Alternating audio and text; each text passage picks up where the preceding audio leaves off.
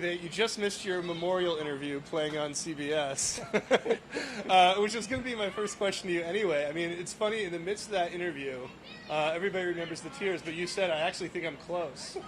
Here you are. I guess you were right, huh? Yeah, I mean, listen, it's,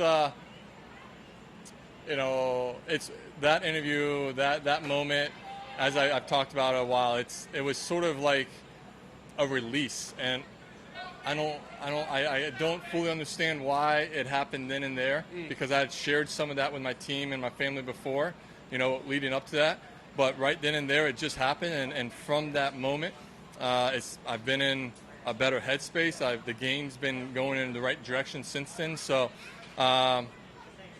listen, I'm not afraid to be open and share anything with the public. I think I've always been that way. I think people understand that about me. So, it's been a nice, upward trend since that moment. Probably a good advertisement for people who say, men shouldn't repress their emotions, right? Like you let it out, and now look at you.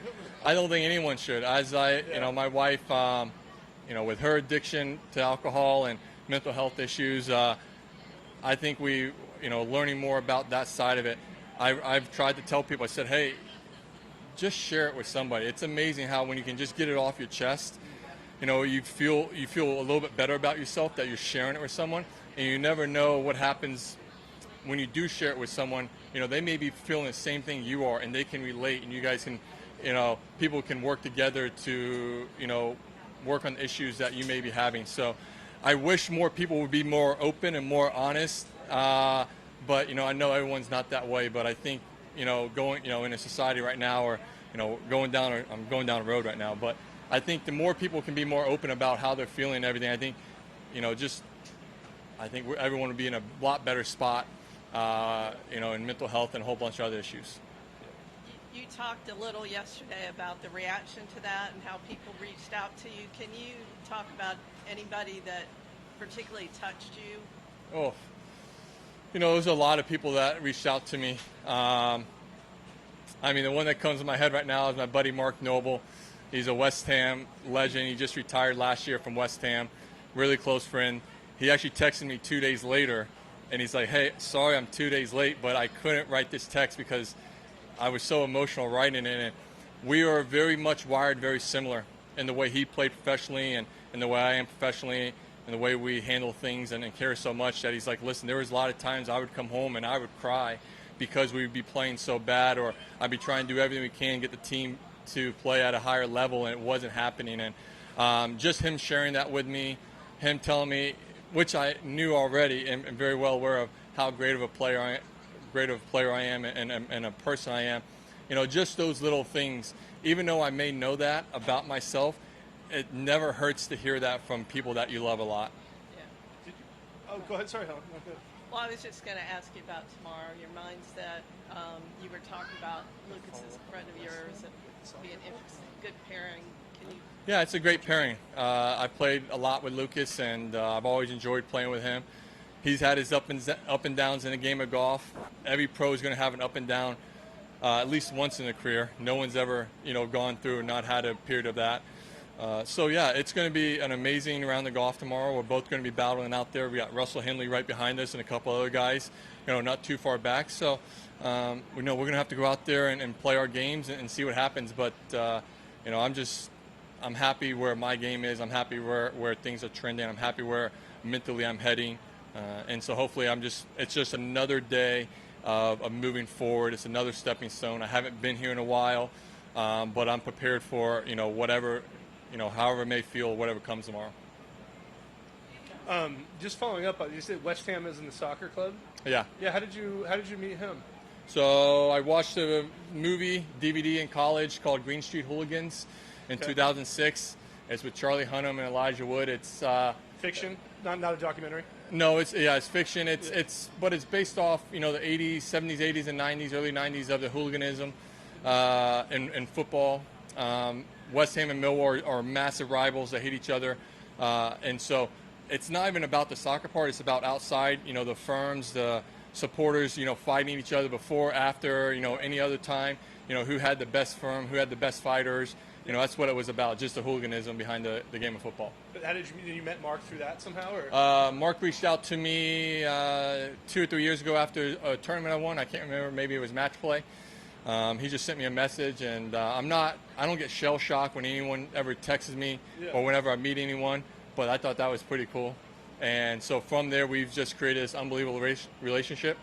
He played with me last year at the Dunhill Links. I go over there and I spend time with him, play golf, and so from there, I've gotten to know the owners of the club, gotten to know a lot of the players of the club, and so for someone who lives here in America, I feel very close connected to the club, even though I don't live over in the UK or the London area.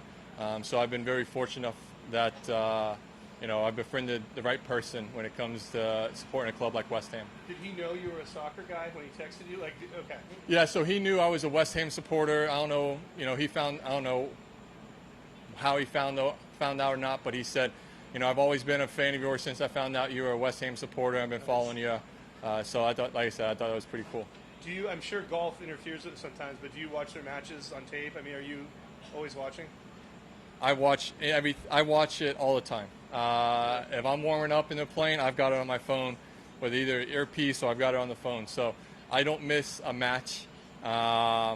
It's just like college football and the Florida Gators. I don't miss anything with the Florida Gators. So, yeah, I am a very diehard fan. And so, yeah, whenever I try to make sure that I've always got some knowledge of what's going on, of how they're doing when they're playing. If I'm on the golf course, I probably shouldn't say it, but I do check my phone to see what the score updates are out there. You watch Ted Lasso? I did watch Ted Lasso, yeah. Welcome to Wrexham? I watched that. That starts up again, I think, next month. They had their first That's match pretty today. cool. Yeah, they were playing MK Dodds in League 2, so I don't know. I haven't seen the results of that. But, yeah, it's pretty cool what Ryan Reynolds has done and Rob McElhaney. Now everyone seems to be wanting to buy into a football club. You got Jordan and Justin. You got Tom Brady. Yeah, so it's funny how – because I've been a fan for 15 years, 16 years, and then now everyone else has sort of realized how great the Premier League is, how great football is over there, the supporters. It's really, I say it's very closely rivaled to college football. That's the closest thing you can rival it to here in the States. So yeah, it's pretty amazing to see, just how guys over here are sort of being attracted to football over there. All right, so if you're the most, you see the most dyed-in-the-wool Florida Gators guy, what does he think about you calling it football, about you being in this, what I mean? It's not always a culture thing. Sometimes it's one or the other. Yeah, listen, I want to call it proper. I want to make sure I use the right terminology.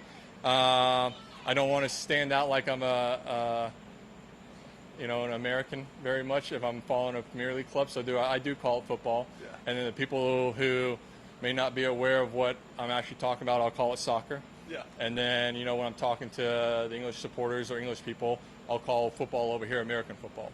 So I just try to, do things the right way, and at least so everyone's understanding what I'm talking about. You find anything with your putter just for this, really putting well this week? Yeah, I feel like I've been putting well. The stroke's been good all year. I just haven't, made a lot of putts. Especially since Memorial, I felt like I've hit it pretty well. I just haven't made any putts, and so we switched putters last week. Just felt like I needed a new look, and so we're using an Odyssey right now. We sort of messed around with a ping putter earlier this week, and we thought we were going to use that, but I had a little hard time with longer putts judging the speed with it. So we went back to this Odyssey, and it's working well. And the big thing is for me is feeling comfortable over my setup. Like if I feel comfortable, I feel like I can make anything. And the biggest key is I felt like a lot of my putter for the last month has been aiming left of where I want it to be. And so just putter right now feels like it is a little more open. It's just a little more open for me, which it's matching up my line and my feel. So I just feel very comfortable over it with it right now. And when exactly did you start growing the beard? I had to do an outing the Monday after Travelers, so I didn't shave. So since then, I shaved the Monday after Travelers for a BDO outing, and so I haven't shaved since. My wife, I said, I'm just going to grow the beard, and she said, just grow the beard out. You're going over to Scotland and playing the Open, you can have it for a couple weeks, and maybe your game will start turning around. and she actually likes the beard a lot, which she hated it the couple times I've grown out, but she's very, she likes it very much. Let's just say that. And obviously, a couple years ago, you played great here. What is there about this golf course that suits you? And I'm just a big fan of courses where it requires precision. You know, I don't mind if a course if it allows guys to be long, but I like it when if you're offline, you get punished, and if you're offline here, you miss the fairways. It's tough to play from the rough. So I think you know, being able to put the ball in the fairway is a premium around here. And you have a lot of wedge shots, and that's something I've worked really hard on. That's something I've become really good at the last 2 or 3 years. So it fits my game. It fits my eye. I love putting on Bermuda greens, fast, slopey greens. So yeah, that's what I love. I love these old school golf courses that require a little bit more precision. You can be long, but if you're not accurate and long, then you're going to pay the price. Yep. Thank you.